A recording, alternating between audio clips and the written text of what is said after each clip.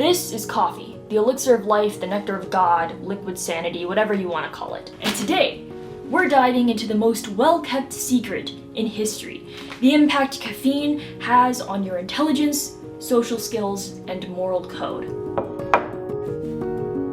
There's this odd trend nowadays where people who don't drink coffee act like it's some kind of virtue. I mean, come on, really? Because let's be real and authentic and down to earth and grounded here. Caffeine doesn't just give you a buzz, it actually elevates you and your senses to an entirely new plane.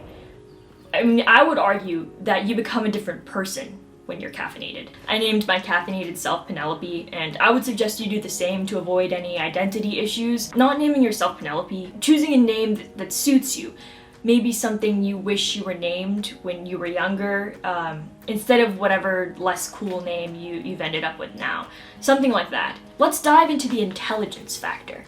Studies have shown that caffeine can boost your brain cells 100 IQ points higher. But don't send your applications to Mensa in just yet because there is a caveat.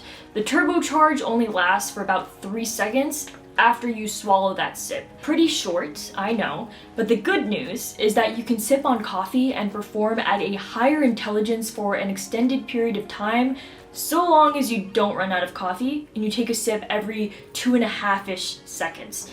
It's really not as hard as it sounds. I did it for a job interview once. I didn't get the job, but I got pretty close, so it's definitely worth a shot.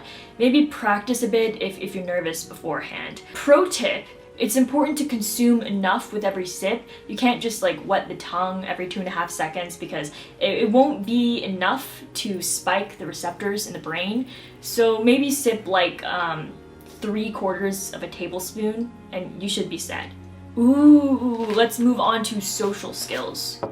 This is my favorite. Have you ever noticed how coffee shops have the power to turn you into a social butterfly? It's like you walk through those doors and suddenly you're chatting up strangers like you've known them for years. You're reading a book and it's not repulsing the athletes, they're actually complimenting you. This is a real thing in the world of psychology. It's called the caffeine camaraderie effect, when caffeine turns introverts into extroverts and extroverts into extroverted extroverts. And when two people drink coffee at the same time, it's magic. It's freaking magic. Sparks fly, their natural charisma is doubled, and it results in a really charming interaction. And then you wake up later and reality hits you like an arrow to the throat and you're like, oh my god, this person really annoys me. But let's talk long term, because not all effects of coffee are temporary. My favorite long-term effect is the elevation of your moral code. Coffee drinkers have statistically shown higher emotional intelligence, so they're able to read people and empathize with them much easier.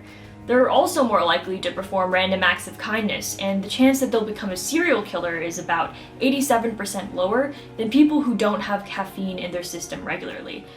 That's really impressive. So the next time someone brags to you about their coffee-less existence, show them this video, and then keep your distance. Just trust me on that one.